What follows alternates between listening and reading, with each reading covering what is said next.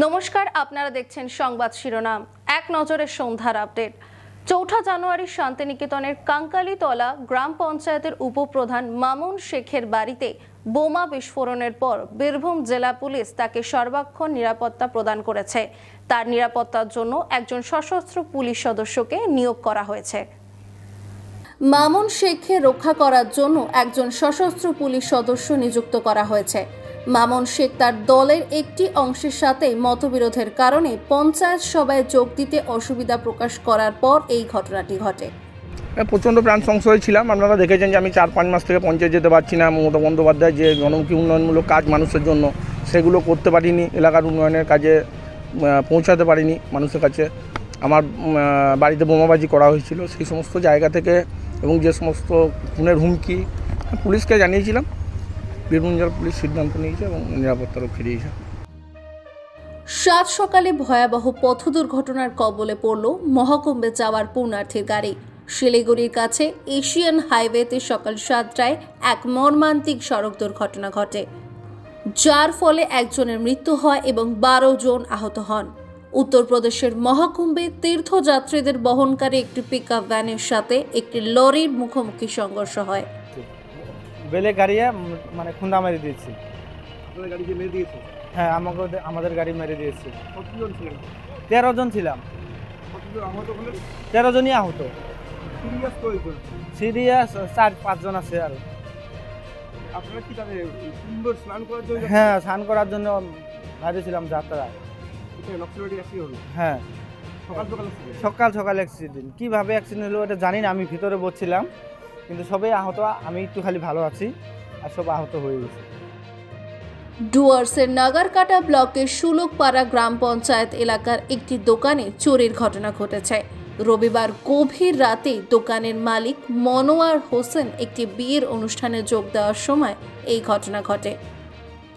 ফিরে এসে তার মা দোকানের দরজা খোলা এবং তালা ভাঙা অবস্থায় দেখতে পান। সব কিছু এলোমেলো হয়েছিল। চুরি হয়ে যাওয়া জিনিসপত্রের মধ্যে রয়েছে প্রায় 10,000 টাকা এবং লক্ষ লক্ষ টাকা চাল ও ডাল। এখানে রাত্রে চুরি হয়েছে একটা দোকানে, পাশে আমার বাড়ির পাশে, কিন্তু আমরা কেউ টের পাইনি। রাতে চুরি হয়েছে? হ্যাঁ, সকালে টের পেয়েছে। সকালে এসে কি দেখলেন? সকালে দেখতেছে তালা নাই দোকানে, তার জন্য দরজা খোলা। হ্যাঁ, তবু আমি দেখিনি। যে দোকানদার ওনার মা দেখছে, ওনার মা দেখে চিল্লা হাল্লা করছে। তারপরে আমরা পাশে থেকে উঠে বাড়ি থেকে এসে দেখলাম যে এরকম। পানাগড়ে একটি মর্মান্তিক দুর্ঘটনা ঘটেছে, যেখানে সুতন্দ্রা চ্যাটার্জি নামে এক মহিলা একদল মাতাল যুবকের হাত থেকে পালানোর চেষ্টায় মারা যান। জানা যায়, মাতাল যুবকের দলটি তাকে এবং তার সঙ্গীদের কটূক্তি করছিল। চন্দননগর থেকে গয়াগামী একটি গাড়িতে করে যাচ্ছিলেন দলটি। সেই সময় যুবকরা তাদের ধাওয়া করতে থাকে, যার ফলে দুর্ঘটনাটি ঘটে। তখন আমাকে রানিং গাড়িটা কী করতে হলো, বাঁদিকের রাস্তাটায় ঢুকে দিতে। আমি জানি দার্জিলিং মধ্যে আবার সোজা হাই রোড, আমি ট্রেনে বেরিয়ে যাবো, একটাই কারণ আমার গাড়িতে লেডিস আছে। আমরা সবাই ভয় খেয়ে গেছি। ভাইরা কিডন্যাপার হতে পারে, ছিনতাই পার্টি হতে পারে, ওদের মেরে ফেলতে পারে। ওরা কী করলো, আবার আমাদের ব্যাক করে এসে পেছন দিক দিয়ে ওভারটেক করে এসে বাঁদিক দিয়ে নিজের ডান দিকের গেট দিয়ে মেরে গাড়িটাকে পাল্টি করে দেয়। দুলদুলি গ্রাম পঞ্চায়েতের লেবুখালী মাঝের পাড়ায় গভীর রাতে রহস্যজনক অগ্নিকাণ্ডের ঘটনা ঘটে, যার ফলে সঞ্জয় আরির বাড়ি সহ 3টে বাড়ি পুড়ে যায়। পুলিশ এবং গ্রামবাসীরা আগুন নিয়ন্ত্রণে আনে, তবে কারণ এখনো অজানা। কর্তৃপক্ষ ঘটনাটি তদন্ত করছে এবং শত্রুতা বা দুর্ঘটনাজনিত কারণ সহ সম্ভাব্য কারণগুলিও অনুসন্ধান করছেন। আমরা আমাদের গ্রাম প্রতিবেশী যারা ছিল আমাকে ফোন করেছে। ফোন করতে আমি এসে দেখছি যে এখানে সব দাউ দাউ করে আগুন জ্বলছে। আমার এধারে কাঠের ঘর ছিল, রান্নাঘর ছিল, বাস্তুঘর ছিল। এবার বাস্তুঘরে অল্প লেগেছে, আর এই দুটো ঘরে দাউ দাউ করে আগুন জ্বলছে। দক্ষিণ 24 পরগনার মহেশতলায় একটি আশ্চর্যজনক ঘটনা ঘটেছে। আগ্রা পুরাতন বাজারের বাসিন্দা রঞ্জিত অধিকারীকে প্রতিবেশী রাজকুমার মাহাতো নামক এক তরুণ আক্রমণ করে বলে অভিযোগ। রাজকুমার মাহাতো রঞ্জিত অধিকারীর চায়ের দোকানে ঢুকে টাকা দিতে অস্বীকৃতি জানালে ঘটনার সূত্রপাত হয়, যার ফলে উত্তপ্ত বাক্য বিনিময় হয়। এরকম অনেকবার হয় দাদা। তা বোঝাই পাড়ার লোকেদের বললেও ওরা দুদিন ঠিক হয়ে যায়। ওদেরকে বারণ করি যে আমাদের দোকানে যে আসতেই হবে, তোদের কোনো কথা নেই। ওরা আসবে না, 2-3 দিন আসবে না, তারপর আসবে। আর কেন যে এরকম বারবার করে দাদা আমরা জানি না। আমাদের ঘরে বাবাও পেশেন্ট, আমার মাও ঘরে পেশেন্ট। আমরা এর ওপরেই জীবিকা নির্বাহ করি। আর আমার স্বামীর ওপরেও এরকম টর্চার হয়। কদিন আগে ওর ভাই করেছিল।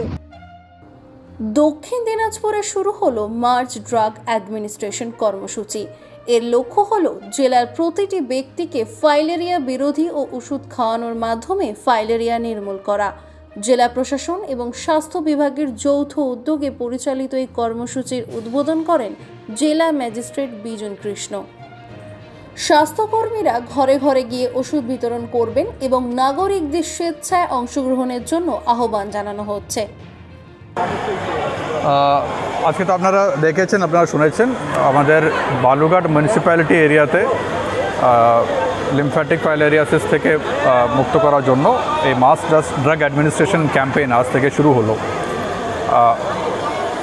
আমাদের এক সপ্তাহ চলবে এই প্রোগ্রাম। প্রত্যেকটা বাড়িতে গিয়ে এখানকার প্রত্যেকটা মানুষকে যে এক্সেপশনস ক্রাইটেরিয়া আছে তার বাইরে আমরা টার্গেট করছি প্রায় 1,60,000-এর উপরে মানুষকে এই ওষুধ খাওয়ানোর জন্য।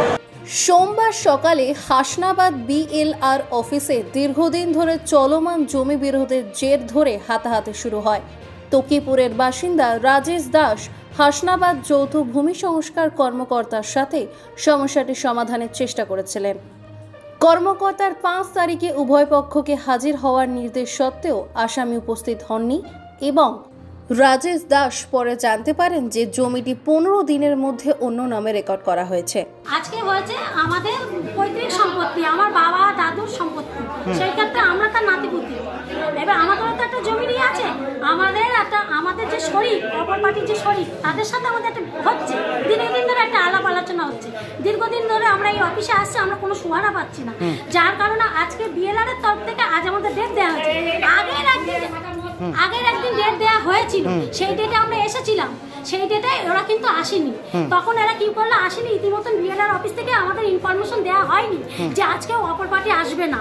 আমরা অপেক্ষা করে 5টার সময় বিএলআরকে ফোন করেছি।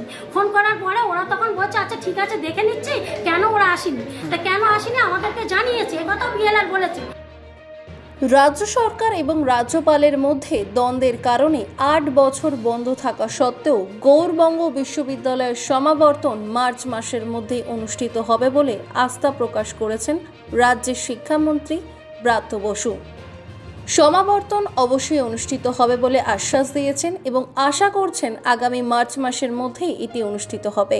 আমি তো বলে দিলাম আজকে নিশ্চয়ই এখানে সমাবর্তন হবে, কনভোকেশন হবে। কনভোকেশন হওয়ার জন্যে যাতে না হয় এখানে প্রচুর চেষ্টা এবং চক্রান্ত চালানো হয়েছিল, কিন্তু আমি বলছি কনভোকেশন হবে।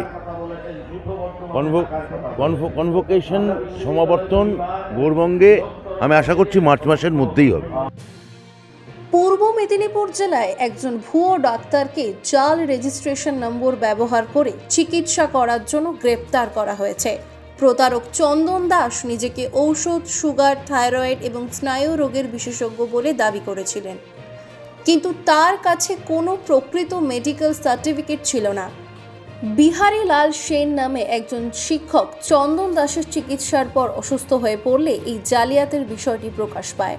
চন্দন দাস ধরা পড়ার পর তার ভুল স্বীকার করেন এবং তিনি এটাও জানান যে ভুয়ো রেজিস্ট্রেশন নাম্বার নিয়ে তিনি এতদিন চিকিৎসাধীন ছিলেন এবং বিক্ষোভকারীরা তার ওষুধের দোকান বন্ধ করে দেন এবং অবশেষে পুলিশ তাকে গ্রেপ্তার করে।